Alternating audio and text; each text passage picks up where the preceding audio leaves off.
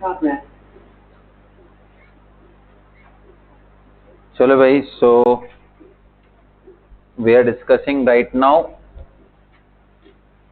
MS Chauhan. Topic is isomerism and question number 40 to 90. यही है ना? बोलिए. तो हाँ भाई बताइए, ये क्लियर हुआ ना सबको? 48 क्लियर हो गया ना? कोई डाउट? तो बस सिंपल सा फंडा है कि ओनली 50% डेक्स्ट्रो प्लस 50% लिवो रहेगा तो आएगा ऑप्टिकली इनएक्टिव. अगर आप एक मीजो ले रहे हो वो तो ऑप्टिकली इनएक्टिव है, दूसरा प्योर फॉर्म ले रहे हो तो उसकी वजह से तो एक्टिविटी आने वाली है. अंडरस्टूड ना? Now let's discuss question number 41 to 45. 41. Among the structure shown below which has the lowest potential energy. देखो, सबसे पहली बात कुछ पैरामीटर्स हैं, राइट? जब आप साइक्लोहेक्सेन का डिस्कशन करते हैं तो मैंने बताया था आपको कि साइक्लोहेक्सेन में जो एक्सियल पोजीशन होता है, खास करके 1-3 वाले,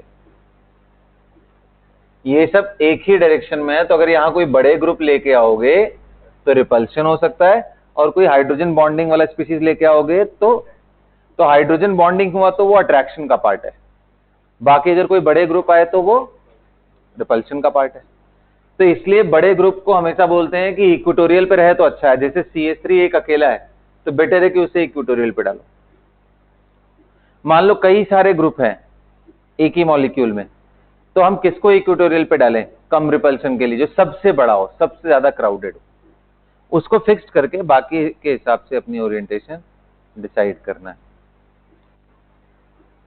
ना?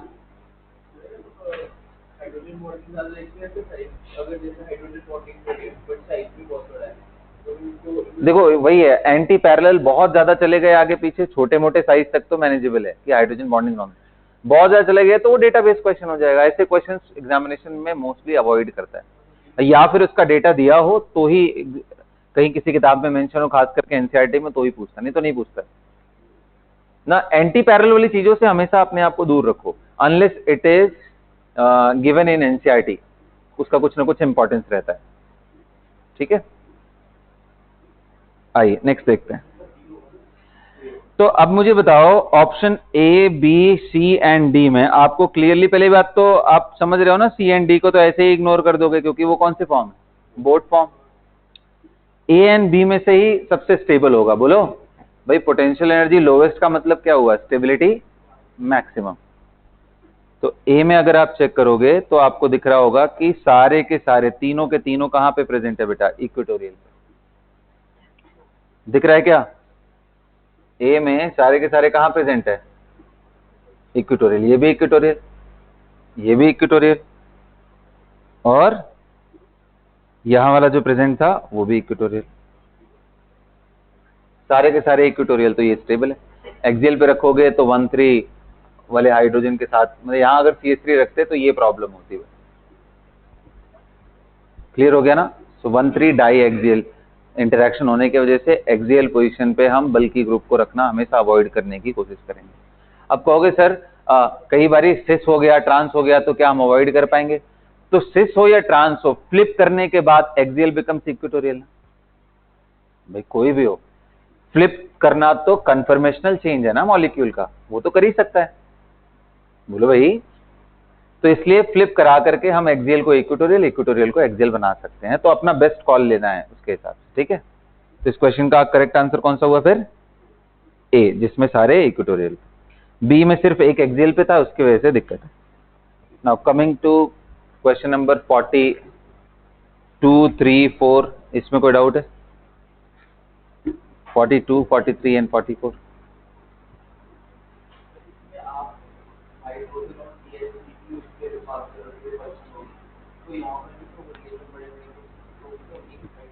कहां पे?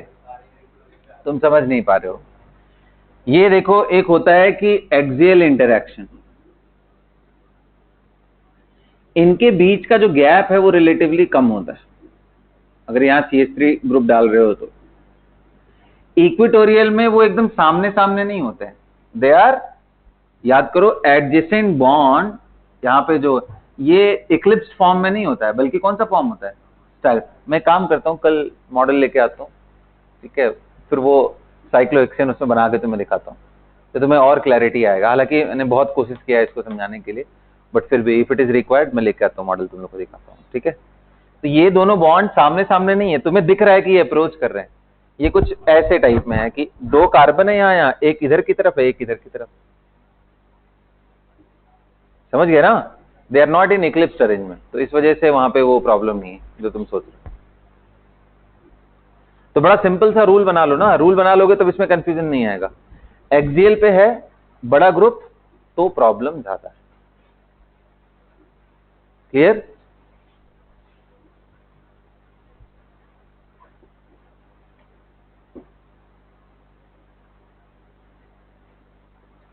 चलिए, हाँ जी, क्वेश्चन नंबर 44, 45, 46।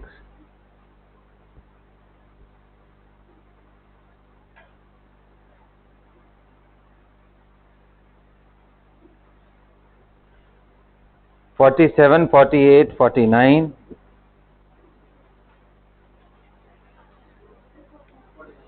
49 बताना बेटा।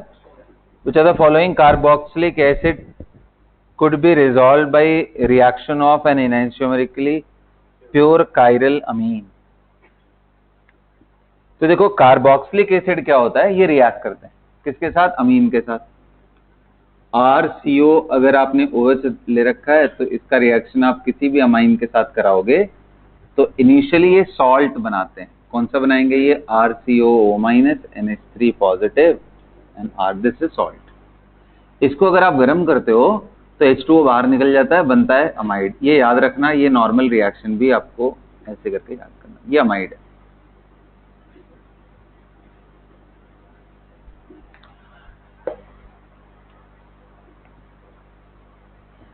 तो इसने बोला है कि ये चार इसने मॉलिक्यूल दे रखे और पूछ रहा है किसको हम रिजॉल्व कर सकते हैं। इसका मतलब रिजॉल्व करने की बात कब आती है, जब हमें एनेंशियोमर को सेपरेट करने को ही रिजॉल्व करना बोलता है। यानी ऐसा कोई मॉलिक्यूल जो ऑप्टिकली एक्टिव हो, जिसका डेक्स्ट्रोलिवो दोनों एक ही मिक्सचर में प्रेजेंट हो, वही। तो डेक्स्ट्रोलिवो किसका प्रेजेंट होगा, जो ऑप्टिकली एक्टिव होगा। तो इन चारों में से आप पहले ऑप्टिकली एक्टिव देखो, उसी को रिजॉल्व कर पाओगे। ऑप्टिकली एक्टिव क्या ए है, बिल्कुल नहीं सर, पूरा पूरा मॉलिक्यूल प्लेनर है, सिमेट्री है इसके अंदर, बोलिए।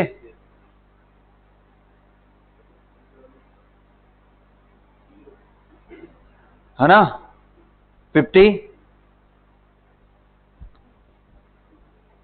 सॉरी, बी ऑप्शन वो भी प्लेनर है ना, बोलो भाई। एंड कितने लोग कह रहे हैं सर इसमें फिर सी हमें दिखाई दे रहा है कुछ काम का, क्योंकि ortho substituted biphenyl ring present हो गया, तो वो घूम जाएगा, घूम जाएगा तो ऑप्टिकली एक्टिव हो जाएगा। ऑप्टिकली एक्टिव अगर हो गया तो उसका डेक्स्ट्रोलिवो दोनों बन जाएगा। तो उसमें देखो, उसमें कार्बोक्सिलिक एसिड है, ये सर, तो ये रिएक्ट करके रिजॉल्व कर सकते हैं। अब ये रिजॉल्व करते कैसे हैं वो समझते हैं, ठीक है। काफी सारे लोगों को इसमें अभी क्लैरिटी नहीं आई है, इंक्लूडिंग सुचेत, कि भाई इसको कैसे करते हैं। तो देखो मैं तुम्हारे सामने कार्बोक्सिलिक एसिड के ही दो फॉर्म ले रहा हूं, ठीक है, ध्यान से समझना।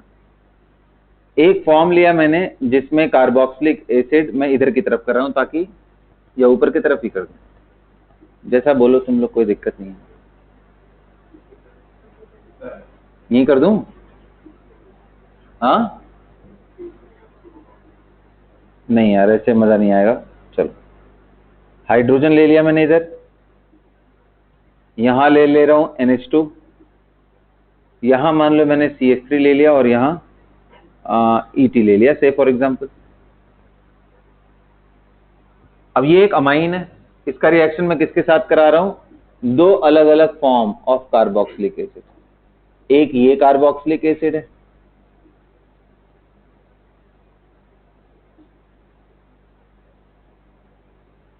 और दूसरा इसका मिरर इमेज। है ना। अब मिरर इमेज करने का मतलब, अगर ये डेक्स्ट्रो है तो लिवो में लेके आऊं, अगर ये लिवो है तो डेक्स्ट्रो लेके आऊं, आर है तो एस लेके आऊं, एस है तो आर लेके आऊं, यही है ना। तो देखो आपको याद है कॉन्फ़िगरेशन चेंज कर जाएगा अगर मैं साइक्लिक ऑर्डर में रोटेट ना करूं। मैं काम कर रहा हूं COOH को ऐसे ही रहने दे रहा हूं क्योंकि मुझे इस साइड से रिएक्शन कराना है, और इस साइड में ऊपर ET को और नीचे CH3 को कर दे रहा हूं और H को यहां। ये दोनों इनएंशियोमर है बेटा, बोलिए क्या ये इनएंशियोमर है? बिल्कुल। कॉन्फ़िगरेशन बदल गया होगा ना। अब बताओ अगर ये रिएक्ट करके जाता है, यहां पे एक बारी बताओ आर आ रहा है या एस आ रहा है? फट से जल्दी से निकल के बताओ तो। What are you getting here, R और एस? Do it fast.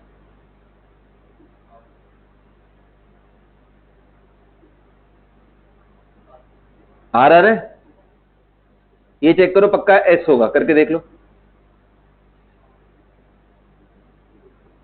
ऐसा ना ये। अच्छा इसको भी चेक कर लो इसी आर।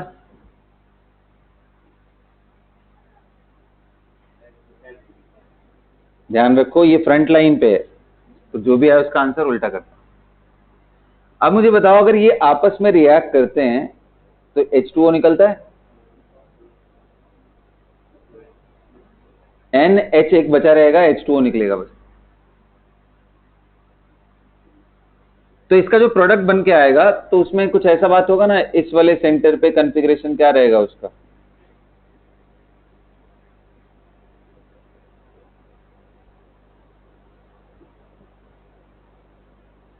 ये रहेगा S और ये रहेगा R, और जब दूसरे के साथ रिएक्ट करेगा तो इस साइड में S होगा और उस तरफ क्या हो जाएगा S। अरे बाबा ये कहां बदल रहा है, ये तो ऐसी है ना। तो एक जगह SS क्रिएट हो गया और एक जगह SR क्रिएट हो गया। अब बताओ क्या ये इनएंशियोमर है? आंसर है नहीं। इनएंशियोमर तब होते जब हर सेंटर पे जो आया उसका ठीक उल्टा हो जाता। इस सेंटर पे ये आइडेंटिकल है, इस सेंटर पे ये इनएंशियोमरिक फॉर्म जैसा है। तो भाई पूरा इन कंप्लीट तो कॉन्फ़िगरेशन का इन्वर्जन हुआ नहीं।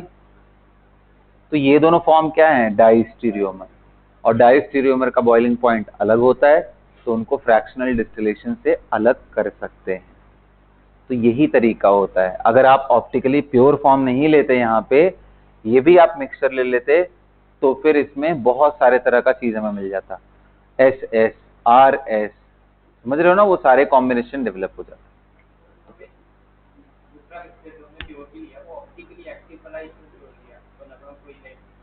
अगर इनएक्टिव, वही तो समझा रहा हूँ रे मोटू, वही तो समझा रहा था। रिजॉल्व किसको करना है, इसको या इसको? इसको करना है ना। इसके डेक्स्ट्रो लिवो को सेपरेट करना है, ये तो ऑलरेडी हम ले रहे हैं तो सेपरेटेड है। इसके डेक्स्ट्रो एंड लिवो को इनएंशियोमरिक मिक्सचर से निकालना है ना। तो उसके लिए हमारे पास कोई और टूल ही नहीं है क्योंकि सारे चीजों में ये आइडेंटिकल है। हम भी अलग कैसे कर पाएंगे इनको? कॉमन सेंस लगाओ, कॉमन सेंस लगा करके बताओ।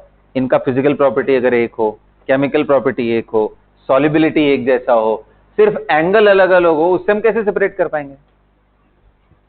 एंगल अलग अलग होने से हम सेपरेट कैसे कर पाएंगे? हमें तो निकाल के अलग अलग डब्बे में रखना है इसको बंद करके, कैसे करेंगे? तो कोई ना कोई तो ऐसा तरीका होना चाहिए जिससे हम आइसोलेट कर पाए। तो उसके लिए यही तरीका है कि किसी एक ऑप्टिकली एक्टिव फॉर्म से इनका रिएक्शन कराओ। तो पहले तो ये क्लियर करो कि इनको सेपरेट कर रहे हैं।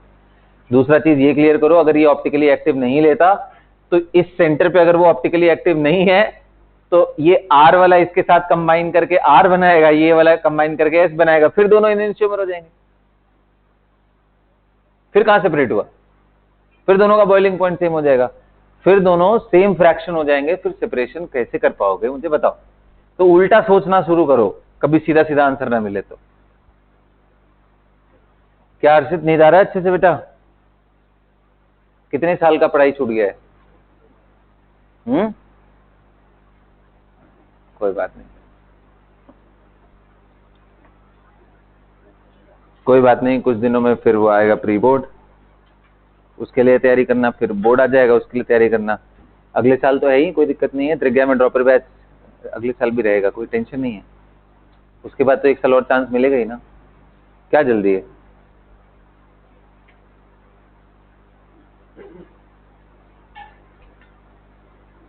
चले आगे बढ़े,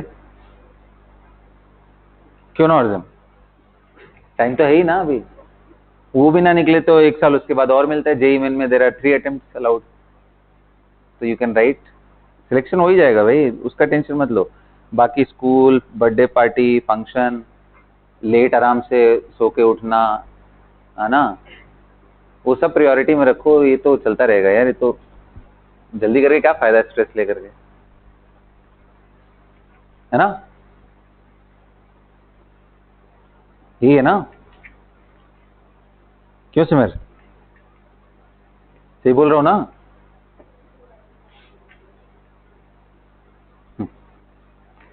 क्वेश्चन नंबर 50, 51, 52,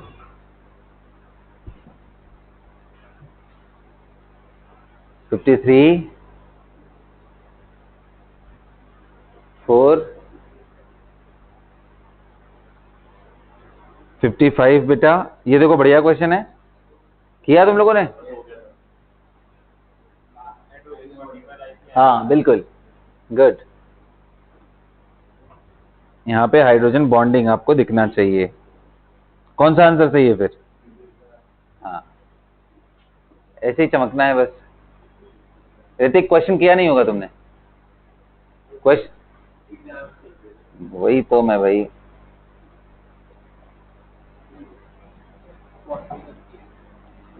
कब अब खत्म हो गया एग्जाम, कब रह गया, उसके बाद पढ़ोगे,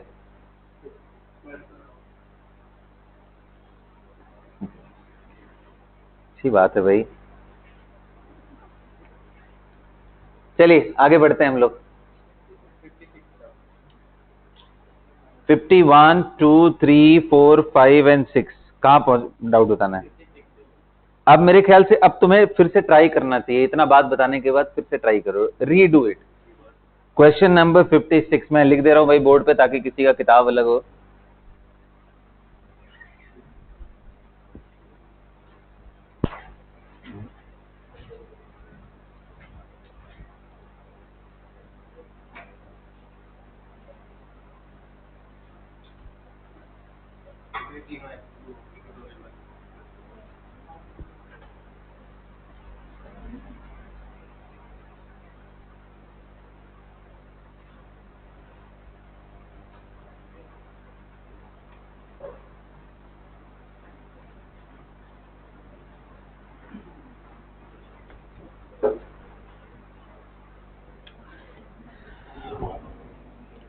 देखो बेटा, इसमें ये बोला है इसका मोस्ट स्टेबल कन्फर्मर बनाओ।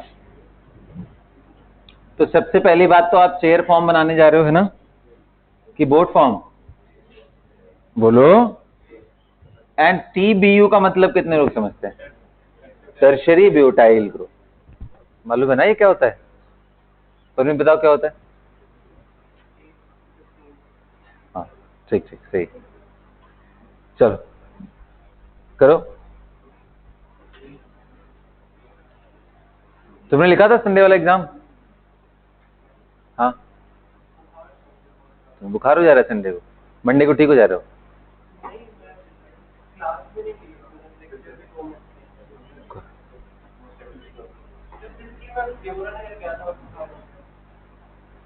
तो क्यों जा रहे हो वहां पे, फिर यहीं रहो।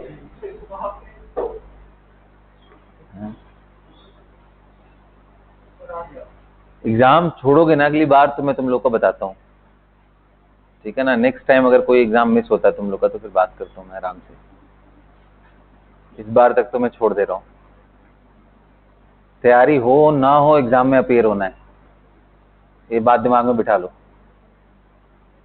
कुछ भी हो, अपना रात में पढ़ के आओ 1 घंटा 2 घंटा, चाहे जैसे भी करके आओ, टॉपिक जल्दी जल्दी रिवाइज कर लो, क्वेश्चन भी नहीं लगे तो कम से कम, लेकिन एग्जामिनेशन इज मस्ट,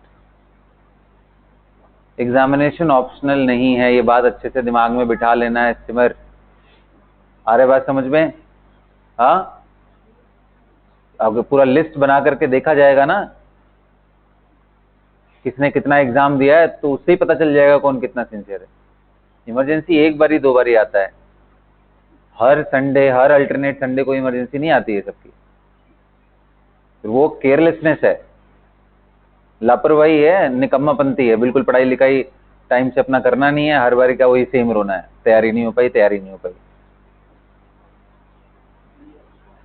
अभी नहीं हो पा रही है तैयारी, आगे कैसे करते जाओगे भाई, जब पूरा बर्डन होता जाएगा। अभी 2 चैप्टर तुमसे तैयार नहीं हो रहा है हफ्ते के अंदर, 30 चैप्टर कैसे तैयार कर लोगे तुम्हें, जब हफ्ते 2 हफ्ते के बाद एग्जाम फाइनल लिखना होगा तो। सोचो जरा तुम लोग अपने ऊपर, एग्जामिनेशन को एकदम अटमोस्ट सीरियसली लेना है। चलिए बनाइए जल्दी जल्दी इसका मोस्ट कन्फर्मर फॉर्म बनाओ, मोस्ट स्टेबल कन्फर्मर फॉर्म। और एग्जाम के दिन ऑनलाइन वाला ये सब चीजें तुम लोग नहीं करो बेटा, ऑनलाइन अपीयर करोगे कोई फायदा नहीं है, वो इमरजेंसी के लिए वही बनाया गया एग्जाम। ऑफलाइन आना है और यहीं बैठ करके लिखना है,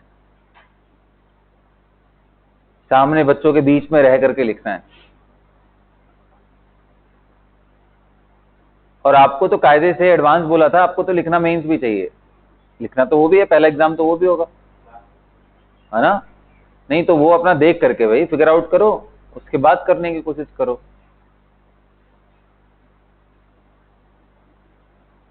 ये चैलेंजेस तो आएंगे, क्या ही किया जाए इसमें। चलो मेंस नहीं दे रहे हो तो कम से कम एडवांस दो, अब ये बहाना नहीं होना चाहिए एक एग्जाम के लिए आ रहे हैं क्या। सबका देना चाहिए। देखो जिस दिन तुम फुल में फुल स्कोर लेके आने लग जाओ उस दिन तुम मेरे से बोलो कि सर पता है एग्जाम का स्टैंडर्ड ऐसा हो गया है कि अब मतलब कोई चैलेंज ही नहीं रहा, 300 नंबर के पेपर में मुश्किल से 150 आते हैं रोग आकर के, और उसके बाद भी सर मेंस एग्जाम नहीं लिखना है, एडवांस एग्जाम लिखना है। भाई किस बात का कॉन्फिडेंस है यार तुमको।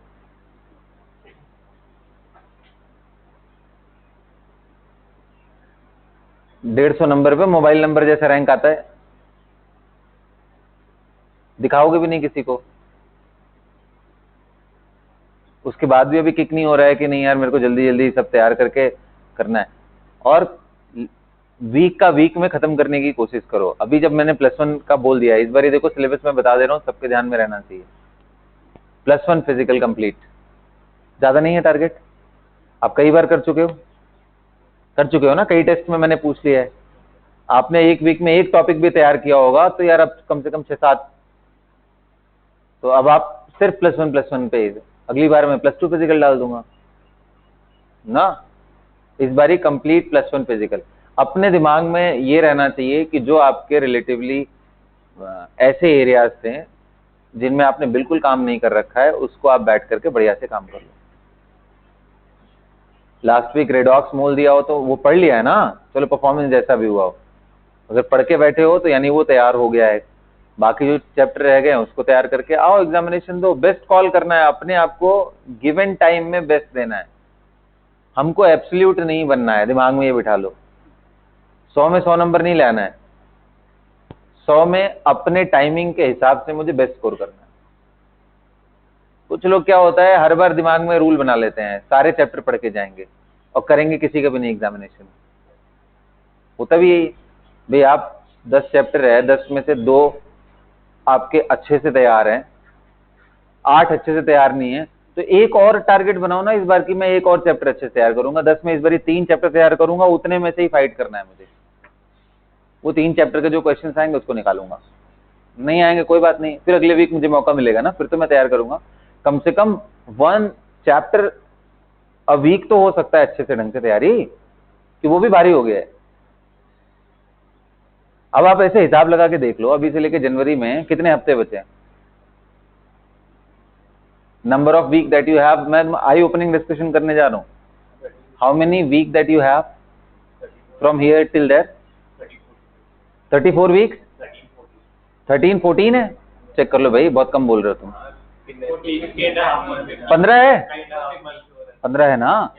अब देखो पूरे केमिस्ट्री में चैप्टर्स, एनसीईआरटी का हिसाब लगा लो यार, खाली एनसीईआरटी का हिसाब लगा लो, वो उससे ज्यादा ही चैप्टर होते हैं, क्योंकि एनसीईआरटी में जो एक चैप्टर होता है वो हम लोग कई टॉपिक में डिवाइड कर लेते हैं। लगाओ हिसाब, 15 वीक में आप जोड़ करके देखो आपके पास 35, जो मुझे ध्यान है 35+ चैप्टर्स हैं आपको तैयार करने के लिए।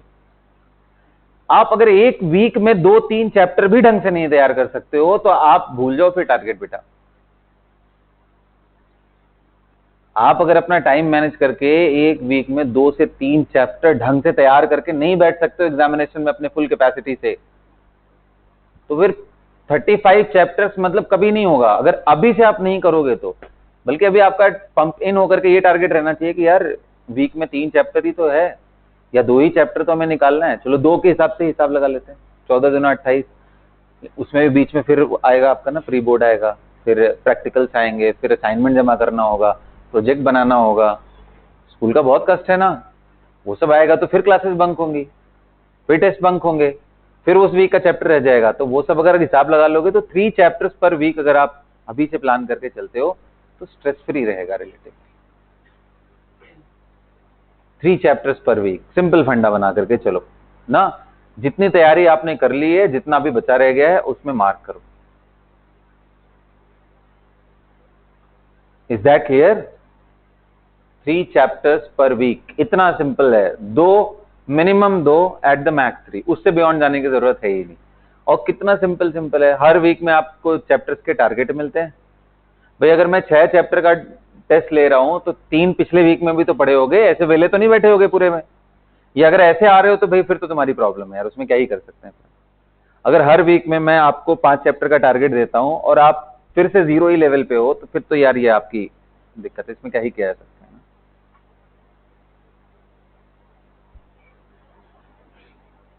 ठीक है, तो मुझे तो बेस्ट निकलवाना है ना अंदर से। तो कोई भी बच्चा, एक बच्चा भी 6 के 6 चैप्टर ढंग से पढ़ के आ रहा है तो उससे तो बेस्ट निकलना चाहिए अपना। तो मुझे तो एक स्टूडेंट भी अगर काम का है, ढंग का है, जो कि काम कर सकता है उस लेवल पे, तो उससे निकलवाना है। बाकी आप अपने हिसाब से प्लानिंग कर लो। मैं मान रहा हूं कि भाई अगर आप पहले वीक में हो 6 चैप्टर दे दिए इकट्ठे तो आपसे नहीं होगा, लेकिन पहले वीक में 1 चैप्टर तो निकाल सकते हो। उसमें एक चैप्टर के 18 में से 4-5 सवाल होंगे, उतने क्वेश्चन तो करके आ सकते हो ढंग से। तो छोटे टारगेट बनाओ ना, कोई जरूरी थोड़ी ना बड़ा बड़ा करने के लिए।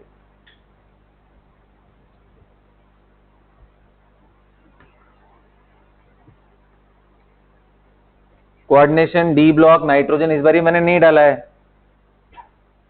तो सिलेबस भी मैं आपको बता दे रहा हूं, आप ध्यान रख लो फिर बोलना नहीं। +1 में फुल सिलेबस आ रहा है। फुल सिलेबस मतलब कि एक्सेप्ट इनऑर्गेनिक पोर्शन। +1 में आपका पूरा फिजिकल आ रहा है, मोल concept, redox, thermodynamics, chemical equilibrium, ionic equilibrium, ये सब। हाँ जी, एडवांस वाले में।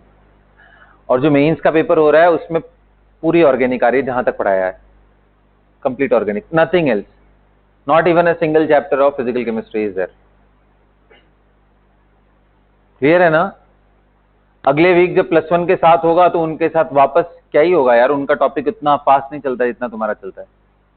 बट +1 के साथ जब आपका टेस्ट होगा तो उसमें मुझे लगता है कि एक वीक के अंदर एट द मैक्स मैं states of matter and organic की कुछ चीजें पढ़ा पाऊंगा, जो के लिए आप बहुत पहले ही सीख चुके हो, 2 बार पढ़ चुके हो। वरना टॉपिक मोस्टली वही रहने वाले हैं, मोल कंसेप्ट, रेडॉक्स, हो सकता है हाँ स्टेट्स ऑफ मैटर अगर पढ़ा दूं तो स्टेट्स ऑफ मैटर और स्ट्रक्चर ऑफ एटम में ऐड कर दूं, बस यही होगा। केमिकल बॉन्डिंग हो, यही सब है ना उनके टॉपिक, गिन के तो 5-6 चैप्टर हुए हैं।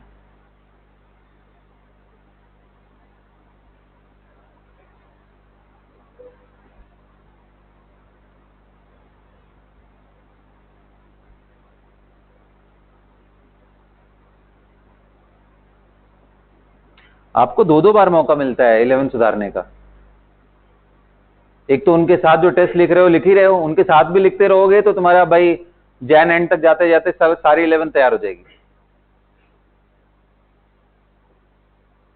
मैं बीच बीच में ही रिवीजन प्लान कर लूंगा, ठीक है, क्योंकि रिवीजन में ज्यादा टाइम लगता नहीं है। तुम लोग एकदम लेजी हो गए, बहुत भयंकर वाला जो लेजीनेस नहीं होता है, मतलब जिस हिसाब से तुम लोग का स्कोर आता है, मुझे तो लगता है कि तुम लोग किताब बहुत रेयरली उठा करके आते होगे, रैंडमली मन कर गया 10-12 क्वेश्चन लगा करके चले आए, ढंग से रिवीजन करते ही नहीं होगे। आदत ही नहीं लगी तुम लोग को, पूरे साल भर स्पून फीडिंग ही होता रहा हर बार।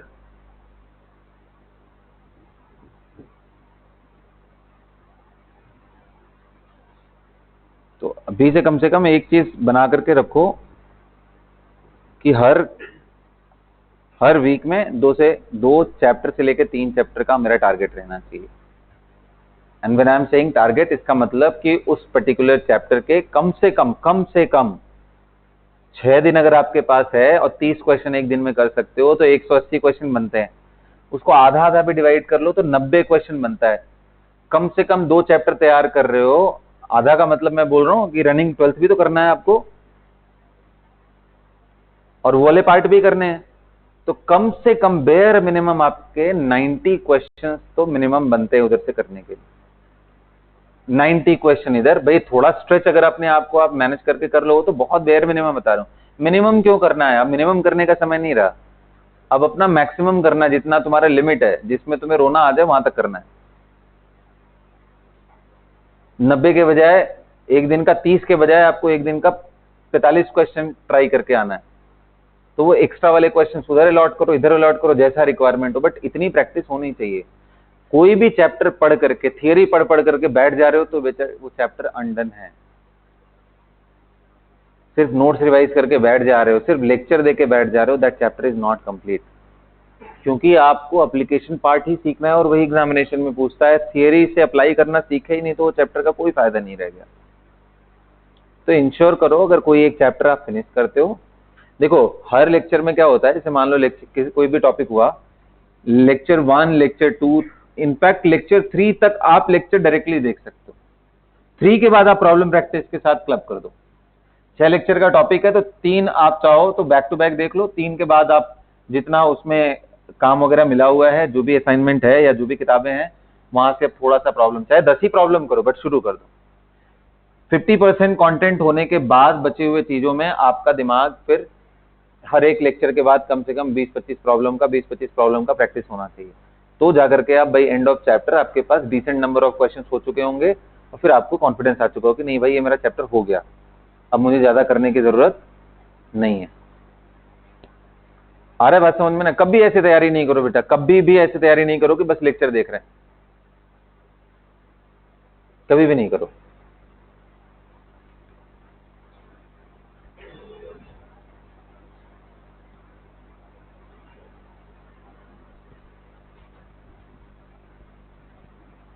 मैं बोलते बोलते थक जाता हूं कि भाई तुम्हारे पास असाइनमेंट नहीं है तो बोलो, मैं ला करके देता हूं। तुम्हें थोड़ा रिमाइंड कराना पड़ेगा, हो सकता है एक बार बोलने पे ना मिले, बट 2 बारी 3 बारी बोलोगे तो मैं दे ही दूंगा यार तुमको।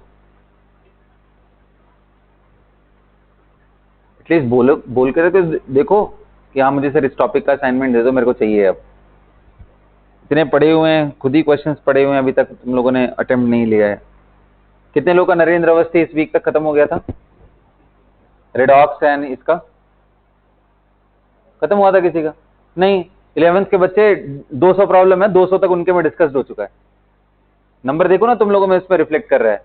हाईएस्ट केमिस्ट्री में 11th का ही स्टूडेंट है। तो नहीं करके जाओगे तो क्या होगा फिर? उनसे वो फ्रेश पढ़ रहे हैं, जबकि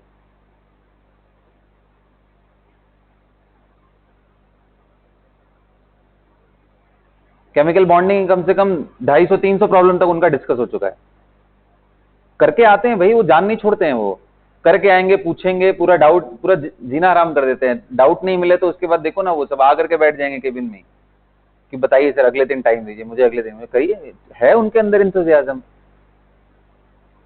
कुछ करने का इंतजियाज्म है उनके पास। नंबर देख लो, खुद ही समझ में आ जाएगा तुम लोग को, मुझे क्या बताने की जरूरत है।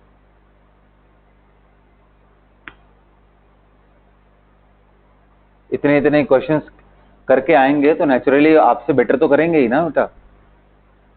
और अगर ऐसे देखा जाए तो आप लोग ज्यादा बड़े एडवांटेजेस पोजीशन पे हो, आपका एक्सपोजर उनसे यार कम से कम 10 गुना ज्यादा है, आपकी थिंकिंग एबिलिटी उनसे ज्यादा है। बस हाँ, काम करने का वही है, आप कितना कर रहे हो वो आप पे डिपेंड करता है। मैं क्या ही बोलूँ हम इसके आगे।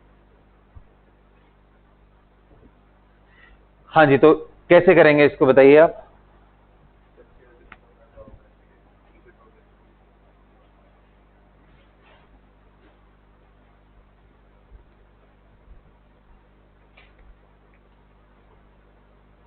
मुझे तो कभी कभी ये भी डाउट होता है, मैं 90 तक दिया हूँ, रियली में कितने लोगों ने 90 तक किया है?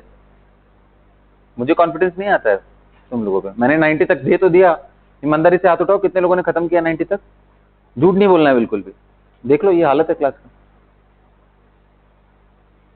और आकर के तुम्हें बिल्कुल आइडिया नहीं हो रहा तुम क्या किल कर रहे हो इस समय अपना, कुछ भी आइडिया नहीं है कि तुम अभी अपना क्या लॉस करने जा रहे हो।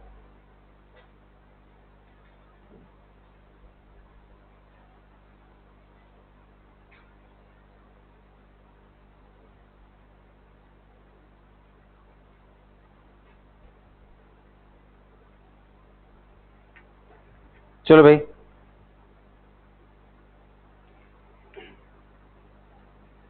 जबकि ये पुराना काम था, मैंने कुछ नया नहीं दिया। 90 क्वेश्चन पुराने काम थे ना, कितने दिन पहले का काम था, कितने दिन पहले का काम था? हाँ, इनऑर्गेनिक स्टार्ट करने से बहुत पहले दिया हुआ था ना। तो फिर उस समय भी कम से कम 50% भी किया होता तो कल बैठ करके पूरा कर लेते होमवर्क देने के बाद। होमवर्क देने से कुछ होगा कि करने से होगा कुछ भी? मेरे लिख देने से होमवर्क यहां से यहां ट्राई कर लेना, तुम लोगों का हो जाएगा सिलेक्शन आईटीजे में।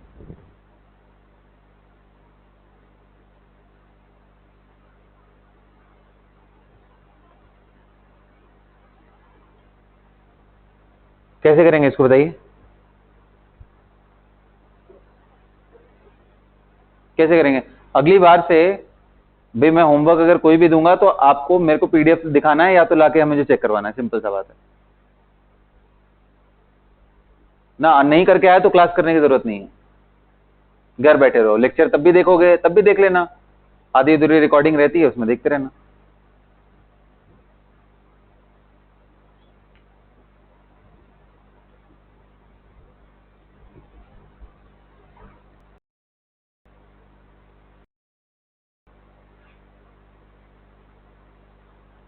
तो देखो ये दोनों सिस फॉर्म में है, ये इसके ट्रांसफॉर्म में। तो रूल बड़ा सिंपल सा है। बोलो भाई दक्ष, क्या करूं मैं अभी यहां पे,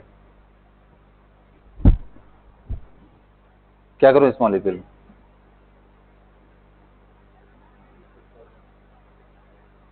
कहां से शुरू करूं इसको?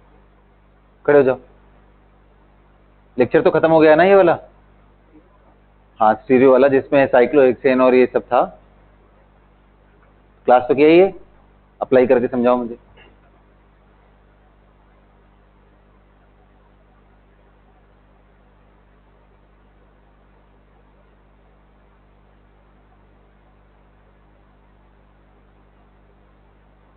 बोलो हर्षित।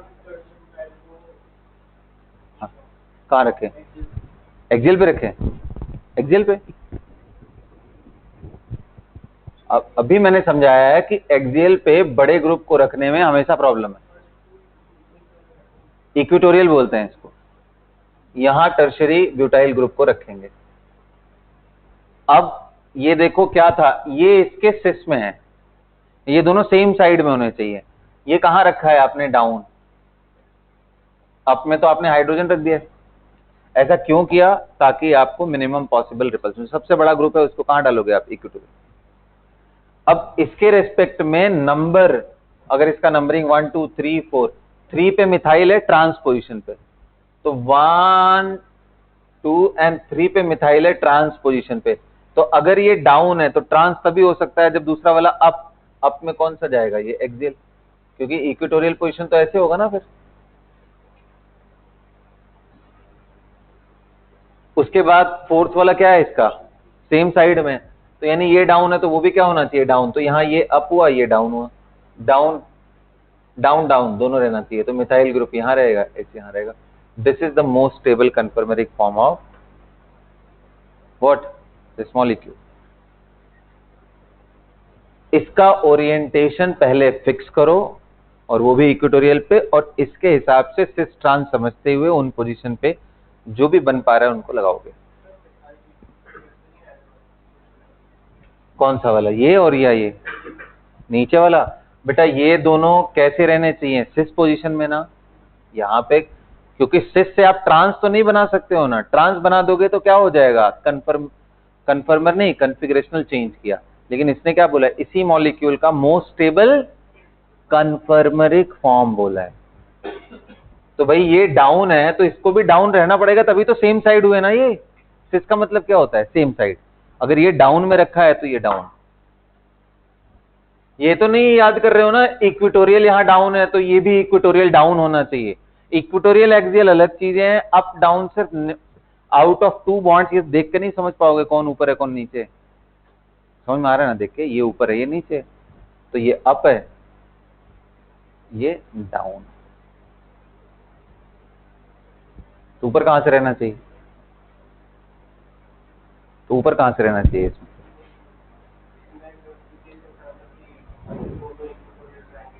तो सबसे ज्यादा स्टेबल होगा। ये भूल गए कि हमें ज्योमेट्रिकल चीजों को मेंटेन करना। हाँ जी बताइए आप। 57, हाँ up to 60,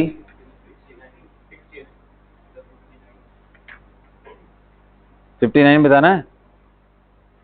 An aqueous solution containing compound A and B shows optical activity। दो कंपाउंड है A and B ना, A and B are stereoisomers, ठीक है। Which of the following possibilities cannot be correct ना। अब बस इतना ही कहानी दिया है, A B stereoisomer है। अब ये नहीं बोला है कि A and B ज्योमेट्रिकल है कि ऑप्टिकल है। ऑप्टिकल में भी हैं तो क्या डेक्स्ट्रोलिवो हैं, या कोई एक प्योर फॉर्म दूसरा डाइस्टीरियोमरिक फॉर्म है, कुछ नहीं लिखा है। अब आगे पढ़ते हैं, पूछ रहा है कौन सा कॉम्बिनेशन करेक्ट नहीं होगा। A has two chiral centers but B does not have any because it has symmetry plane। हाँ इसने क्या बोला है, नहीं मेरी बात सुनो। An aqueous solution containing compound A and B shows optical activity। तो ये कब ऑप्टिकल एक्टिविटी शो कर सकता है, जब दो डाइस्टीरियोमर मिला लें बट दोनों ऑप्टिकली एक्टिव हो, तब भी ऑप्टिकली एक्टिव होगा मिक्सचर। या इनएंशियोमरिक मिक्सचर मिला लें, रेसिमिक मिक्सचर का फॉर्म ना हो 50-50%, तो भी वो ऑप्टिकली एक्टिव होगा। या एक मीजो और एक डेक्स्ट्रो या लिवो में से एक ले लें तो भी होगा।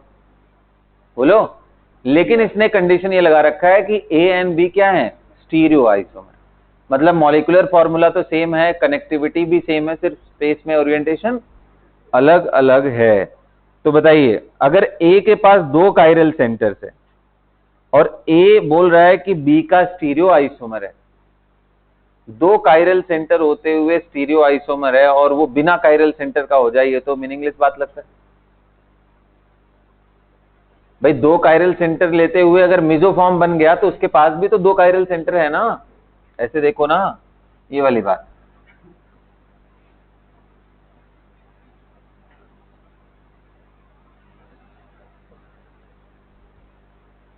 ये बताओ, दो कायरल सेंटर है ना, मिजो है ऑप्टिकली इनएक्टिव, और इसके साथ अगर मान लो मैं एक पेयर ले लेता हूं, कौन सा, ये वाला, तो ये तो ऑप्टिकली एक्टिव है। And I don't know, it might be dextro और लिवो, बट कोई एक ही फॉर्म है ये, और इसका रोटेशन 0 है इसका, तो ये कॉम्बिनेशन ऑप्टिकली एक्टिव होगा। तो ये क्या बोल रहा है, एक के पास दो कायरल सेंटर है, B does not have any. ये कैसे हो सकता है, हो सकता है ये, अगर हो गया तो फिर ये आइसोमर कैसे हुए स्टीरियो, कायरल सेंटर ही नहीं हुआ तो कैसे आइसोमर हुआ, समझ रहे हो, क्योंकि ठीक है। चलो आगे बढ़ते, A and B are enantiomers, A and B are diastereomers, A and B are not present in equal amount. तो क्या आंसर आया इसका, क्लियर हो गया। अब ये ए एंड बी आर इनएंशियोमर्स है, तो इसके केस में कैसे ऑप्टिकल एक्टिविटी हो सकता है, अगर आप अनइक्वल। तो ये पॉसिबिलिटी पहले आपको सोचनी पड़ेगी, फिर ऑप्शन एक्सप्लोर करना पड़ेगा, तब आप ऑप्शन के साथ थोड़ा सा रिदम अपना बना पाओगे। ठीक है, बैठो, बैठ जाओ।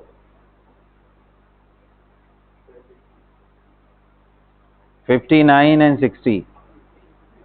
60 बताना है, लोवेस्ट एनर्जी फॉर्म। अब कर लो, अब हो सकता है। तो सबसे पहले 1 पे S, 2 पे S और 4 पे R, साइक्लोहेक्सेन का नॉर्मल फॉर्म बना लो पहले। नॉर्मल फॉर्म मतलब चेयर फॉर्म नहीं, ऐसे बना लो। एक काम करो ना, सबसे पहले ओपन नॉर्मल बनाओ ना। 1 पे क्या रहना चाहिए? ट्राई मिथाइल है ना, इथाइल है, मिथाइल है। 1 पे मिथाइल है, दूसरे पे फिर कौन से पे? तो ये अब इसमें इधर इधर इधर क्या ओरिएंटेशन है वो इसने लिख रखा है। तो आपको अगर नहीं समझ में आया तो एक काम करो ना, आप ऐसे बना लो और हाइड्रोजन को नीचे रखे। अब इसका आरएस निकाल लो। अगर ये आर आ रहा है और आर दिया है तो इसका कॉन्फ़िगरेशन फिक्स हो गया। अगर एस दिया है तो हाइड्रोजन को ऊपर, CH3 को नीचे लेके चले जाओ। तो पहले ये डिसाइड करो। करो सब लोग, क्वेश्चन आसान है, करने वाले हैं सब, अभी करो। कॉपी नहीं करना है, दिमाग लगाओ और करो खुद से। इतने आसान आसान क्वेश्चंस हैं, इम्प्रोवाइज करना ही नहीं है इन सबको, इनको।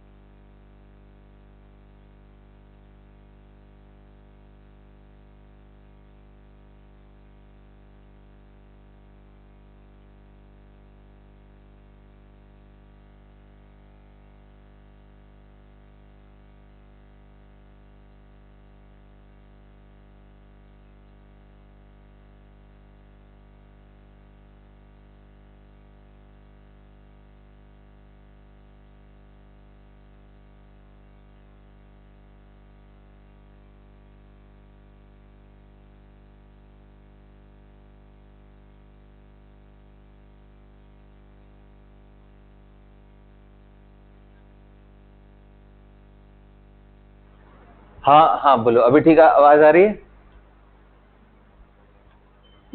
मैं कह रहा हूं कि अगर ये इस कॉन्फ़िगरेशन में है तो ये आर है या एस है? सब आर दिख रहा है ना, तो यही तो पूछ रहा था मैं, यही तो पूछ रहा था कि ये आर है या एस है। तुम लोग एस कैसे बोल रहे थे? नंबरिंग गलत कर दिया? हर बार वही गड़बड़ा दे रहे हो क्या, कि जो आ रहा है उसका उल्टा कर दे रहे हो बाय डिफॉल्ट? अरे भाई, 4th नंबर इस बारी मेरा अंदर ही था, तो मुझे आंसर वही करना था जो बाहर से दिख रहा है, तो मैंने बाहर से आर ही दिख रहा था तो आर ही करेंगे। क्लियर हुआ?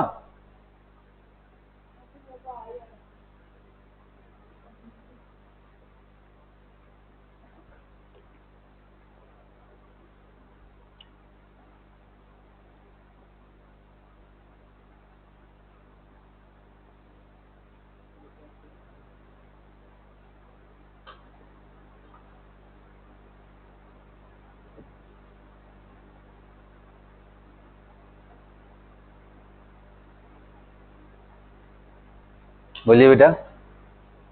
ये आर है यहाँ पे, तो ये चेक करो, ये भी आ रही है क्या? देख लो, यस सर तुरंत नहीं होना चाहिए। ये 1 है और ये इस बारी 2 है और ये इस बारी 3 है, तो 1 2 3 ऐसे आ रहा है, तो ये क्या आ रहा है? एस। कहां से आर आ रहा है भाई? बिना चेक किए आंसर तुरंत। अरे जब इसको कर रहे थे तो इसको 1 मिला था, इसको कर रहे हैं तो उल्टा वाले को 1 मिल गया। ये तभी सही होता जब नीचे वाले को 1 मिलता, तो सेम ओरिएंटेशन आता। नंबरिंग करके देखो लास्ट वाले का। तो यानी अब हमें करना क्या है बेसिकली, हमें 1 पे S लाना है ना, तो 1 पे S लाने का मतलब CH3 कहां चला गया, अंदर। 2 पे क्या लाना था, S, तो यहाँ का CH3 कहां है, बाहर। 3 पे क्या लाना है हमें, तो एक बारी मैं पहले कोई एक ओरिएंटेशन बना लो। तो इसमें नंबर 1 इस साइड को जाएगा, 2 इस साइड को जाएगा, सो 1 2 3 क्या आ रहा है, ये फिर से तुम गलत कर रहे थे। कितनी बार गलती करोगे भाई। ये एस है, मेरे को क्या चाहिए यहाँ पे, तो यानी कि मेरा CH3 यहाँ पे क्या होना चाहिए। अब क्या ये क्वेश्चन नहीं हो जाएगा भाई, अब क्या ये क्वेश्चन नहीं हो जाएगा। अब उनमें देख लो किसमें जो पहले तो ये चेक करो कि उसमें सही दिया है या नहीं दिया है। 1 2 एंड 4 पे क्या होना चाहिए, हाँ मतलब SSR का,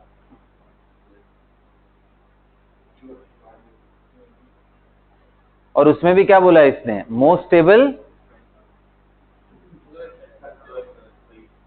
स्टेबल ना, तो SSR वहां मेरे ख्याल से निकालने की जरूरत नहीं पड़ेगी तुम्हें, तुम सिस ट्रांस से ही देख लोगे तो पता चल जाएगा कि नहीं, कि गड़बड़ होगा। एक काम करो, SSR निकल कर देखो, मैं क्या ही बोलूंगा। ये फॉर्म, ये कौन सा है, 659 था ना।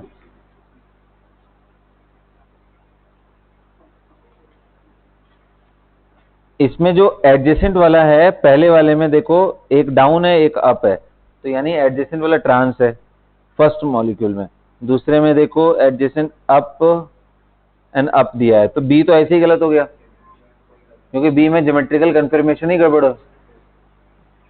सी में देख लेते हैं, सी में देख लो एडजेसेंट वाले क्या होने चाहिए, ट्रांस, और 1 3 वाला क्या होना चाहिए,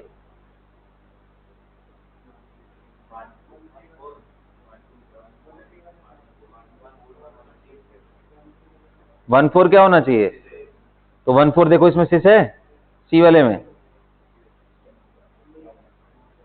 अप है ये, और उधर वाला डाउन है, कहां सिस है, ट्रांस। अरे दिख रहा है या वो बताना पड़ेगा, तो यानी सी भी गया। डी चेक कर लो, एडजेसेंट एंड 1 2 3 4 1 4 अप है वो, और ये अप है तो सिस है, 1 4 सिस से चल रहा है, और 1 2 क्या है, अप एंड दूसरा डाउन है, अप डाउन यानी।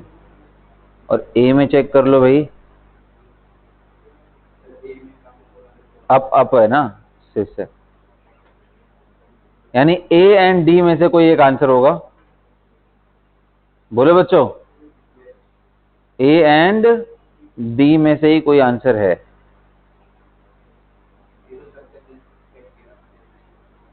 तो इसमें देखो 2 इक्वेटोरियल दे रखा है, एक एक्सियल, इसमें भी 2 इक्वेटोरियल एक एक्सियल। अब यहां तुम्हें आरएस निकालना पड़ेगा, क्योंकि ऑप्शन एलिमिनेशन से यहां तक तो आ गए, अब इसके बाद नहीं हो पाएगा।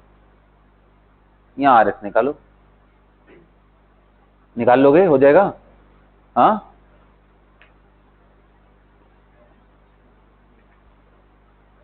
आइए, 61 2 3 4 65 6 एंड 67 68 9 एंड 70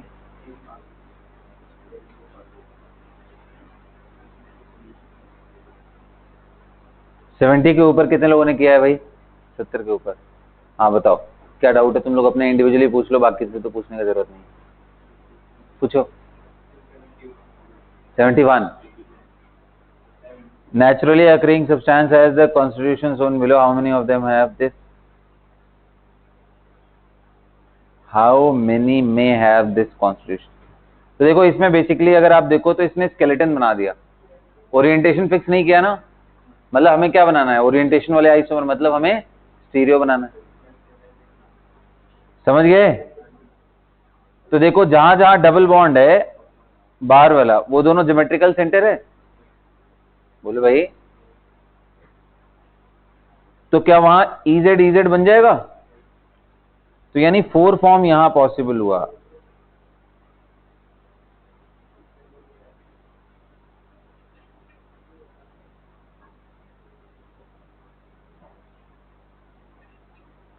और अनसिमेट्रिकल है ये मॉलिक्यूल।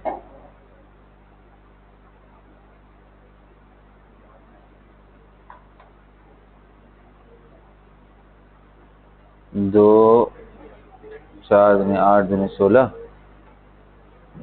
16 दूनी 32 दूनी 64। यार एक बार चेक करो, इसका 64 आंसर दिया है क्या?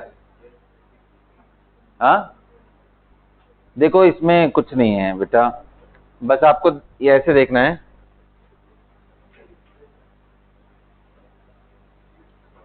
देखो यहां CH2, यहां RS बन सकता है, ऐसे ही इस जगह भी RS बन सकता है, इस जगह भी RS बन सकता है, और इस जगह भी RS, और किसी का भी RS आइडेंटिकल नहीं होगा क्योंकि ये सिमेट्रिक मॉलिक्यूल नहीं है। तो जब कॉम्बिनेशन बनाओगे तो बोलेंगे ये यहां 2 हो सकता है, यहां 2 हो सकता है, यहां 2 हो सकता है, यहां 2, इतने का ही टोटल हमें फॉर्म निकालना हो तो कैसे आएगा? या तो आप ऐसे लिख के करो R R R R, फिर R R R ऐसे बनाते चले जाओ, और या तो फिर वो PNC वाला चीज की भाई यहाँ पे 2 है, वो दूसरे से इंडिपेंडेंट है, इसका भी 2 है, इसका भी 2 है, इसका भी है, तो 4 यहाँ पे मिल गए। और कितने लोग कह रहे हैं बाहर वाले में भी ऐसे ही 2 जगह मिल रहे हैं, यहाँ ENZ, यहाँ ENZ, तो इंटू 2 टोटल कितना बन गया? और नहीं तो फिर ऐसे ऐसे करो EE, और उसके बाद ऐसे बनाते चले जाओ जितने अलग अलग बन रहे हैं, क्योंकि सब अलग अलग है, कोई आइडेंटिकल नहीं है। तो आप समझ लो वहां से करके आप, तो जब भी कोई चीज अनसिमेट्रिकल हो जाए ना तो आसान हो जाता है। Total number of stereo centre count कर लो, geometrical and optical centres count कर लो, और उसी के हिसाब से आप बना लो। या ऐसे ही बना बना के देख लो, हर जगह पे तो 2 ही बनेगा ना, RS बनेगा तो EZ बनेगा। तो जितने ऐसे सेंटर्स आपको दिख रहे हो 2 2 2 2 का, वैसे आप मल्टीप्लीकेशन कर लो। अनसिमेट्रिकल हुए तो, सिमेट्रिकल हुआ तो बना बना के देखना पड़ेगा, बहुत कर दर्द है उसमें, इतना बड़ा फिर आएगा भी नहीं सिमेट्रिकल हुआ। आई 72 3 4 5 6 7 8,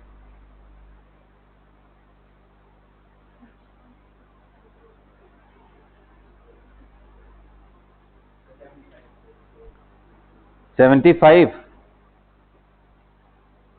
a solution of optically pure 1-phenyl acidic it is because, मेरे ख्याल से यार अब ये तो तुम्हें बता देना थी एक बार। सारे लोग, मैं चाहता हूँ क्वेश्चन पढ़ो 75, सारे लोग अपना दिमाग। Solution of optically active 1-phenyl ethanol, क्या बोला है? क्या बोला है भाई?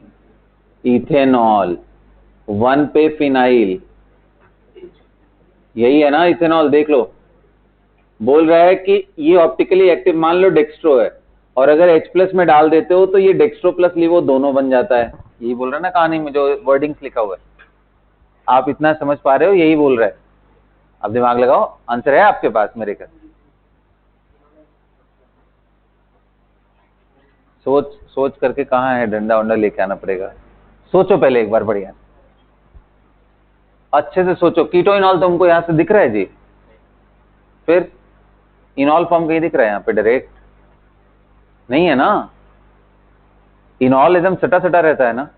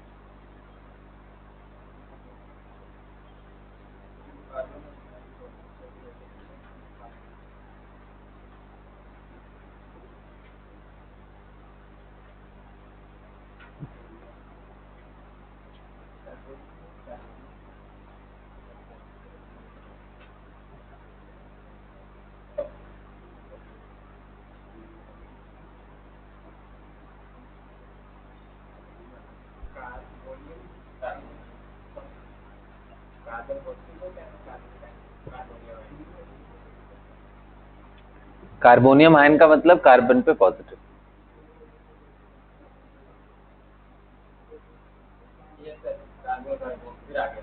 हाँ आ गया आंसर। अरे यार आसान था ये। अरे H प्लस क्या कर रहा होगा, ये OH पे अटैक करके H3O प्लस बना रहा होगा, फिर ये लीविंग ग्रुप बन जाएगा, निकल जाएगा, और ये कार्बोकेटायन। और कार्बोकेटायन कैसे स्पीसीज होते हैं, प्लेनर।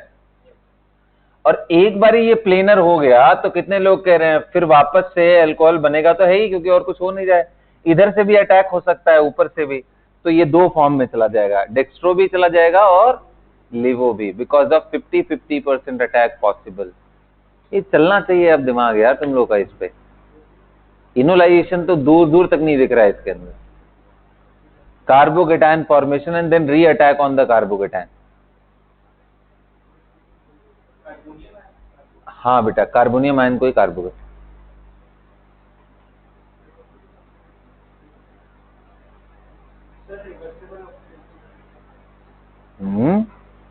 रिवर्सिबल ऑक्सीडेशन रिडक्शन का मतलब एक तरफ ऑक्सीडाइज हो रहा है, दूसरी तरफ रिड्यूस।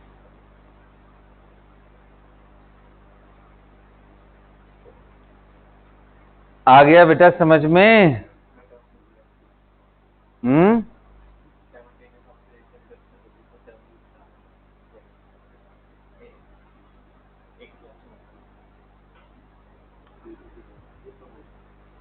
अरे क्लियर हुआ? 76 से लेकर के 80 तक बताइए।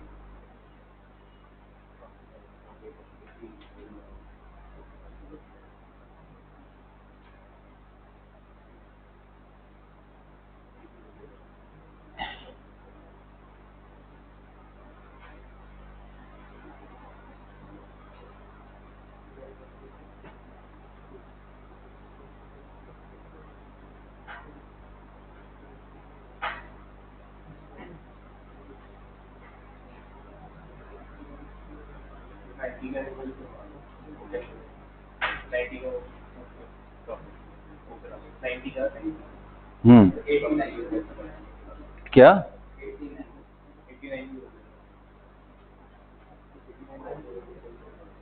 90 में क्या कराना है? What can be said about the magnitude of equilibrium constant के फॉर दिस? अब फिर वही वाली बात हो गई। इनमें पहले बताओ कौन ज्यादा स्टेबल है? पहला ज्यादा स्टेबल है, तो यानी इसका इक्विलिब्रियम कांस्टेंट फिर क्या होगा? Product by reactant. Reactant dominating होगा, लेस देन 1 होगा। कितना आसान सा क्वेश्चन है। एक ही चीज पे बस 10 बारी अटक गए हो तुम लोग। 89 compare the stabilities of the following two compound, cis 1 trans 1। बना के देखो ना बेटा, मुझे क्या मालूम कौन ज्यादा स्टेबल है। हाँ तो बना के देखो, उसका कन्फर्मरी फॉर्म बना करके देखो, क्या मालूम उसमें इक्वेटोरियल पे ज्यादा आ रहे हो। ऐसे ही करना पड़ेगा ना। जनरल सिस एंड ट्रांस से ये अलग है ना, कन्फर्मर बना सकता है, तो बना के देखो।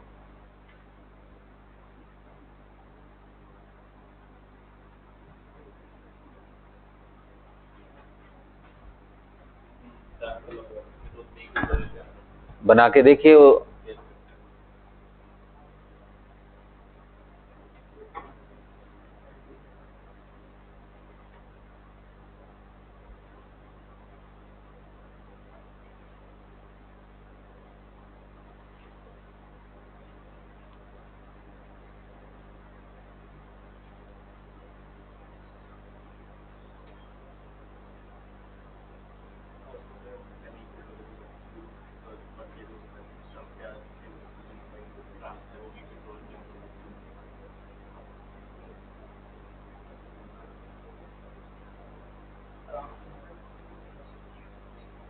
दिख रहा है सबको?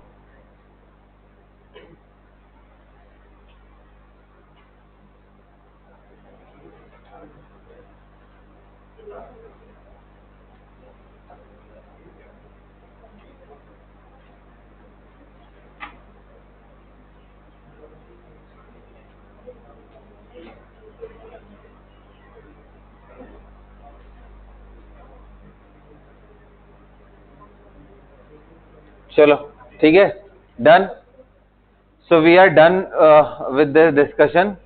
कल वाले क्लास में मैं आप लोगों को जो इफेक्ट इलेक्ट्रोफिलिक एरोमेटिक सब्स्टिट्यूशन था ना, मैं वो चीज आपको एक बारी रीब्रीफ कर देता हूं। तो आप जितना भी पढ़ के आए हो या पढ़ लिया है आपने लेक्चर कंटेंट से, उसका एक बारी नोट्स अच्छे से रिवाइज करके ना, ताकि आपको प्रिसाइसली मालूम हो आपकी प्रॉब्लम क्या है। कौन सा 89 का मैंने बनाया थोड़ी ना, बना दूं। 1 इथाइल 3 मिथाइल साइक्लोहेक्सेन, 1 पे इथाइल है और 3 पे मिथाइल है, यही बोल रहा है ना सिस, और दूसरा ट्रांस बोल रहा है, यही बोल रहा है ना। अब चलो बना के देखते हैं। देखो हमारा क्या है कि हम ऐसे बनाएंगे जो इसमें सिस में मोस्ट स्टेबल कन्फर्मर और ट्रांस का मोस्ट स्टेबल कन्फर्मर, और फिर इन दोनों का कंपैरिजन करेंगे। तो सबसे पहले इथाइल को कहां डालोगे आप? इक्वेटोरियल पे। चलो इथाइल को मैंने इक्वेटोरियल पे डाल दिया। अब सिस है तो थर्ड पोजीशन पे इसको सेम ही साइड रहना चाहिए, इक्वेटोरियल। तो एक्सियल नहीं, इक्वेटोरियल मतलब इधर। और अगर मैं ट्रांस की बात कर रहा हूं,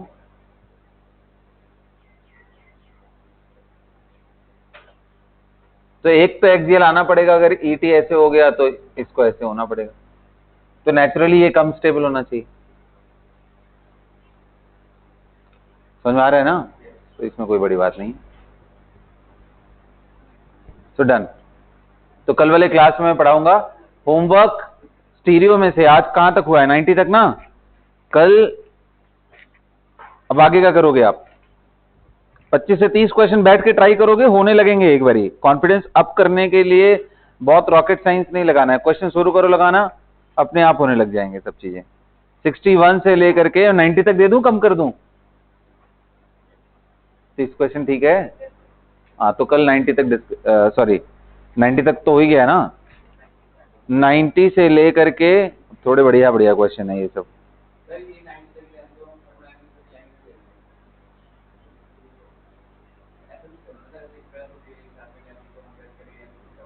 नहीं तो इसमें एक काम करता हूं, मैं 15 क्वेश्चन देता हूं, फिर जीरो तो कोई मतलब नहीं है ना। 15 क्वेश्चन देता हूं, यानी कि कितना हुआ? 105 तक ये डिस्कशन करूंगा मैं कल। ओ भाई इसमें इनॉल कंटेंट वगैरह सब आ गया है। तो मेरे ख्याल से इसके बाद मोस्टली ये, हाँ अच्छे हैं। चलो 105 तक डिस्कस करते हैं, विल सी देयर आफ्टर। वैसे मैं बताऊं, एक ही तरह के क्वेश्चन है और आप टॉटोमेरिज्म रिवाइज करके करोगे तो हो जाएगा। सो एक 109 क्वेश्चन तक कर देता हूं मैं, क्योंकि एक ही तरह का है। 109 करने दो ना, उसके बाद अलग तरीके का क्वेश्चन आ गया। हाँ चलो 110 तक, ठीक है डन। तो 20 क्वेश्चन आपको इसमें से मिल गया 110 तक, और ये करके आओगे, यही करके आओगे। पिछला छूट गया, छोड़ दो, यहां से आगे बढ़ो। अब पहले इतना कर लो, अगर टाइम मिल रहा है तो पीछे वाला भी कर लो, मर्जी आपकी है, ठीक है। So we are done for the class. You guys can now go.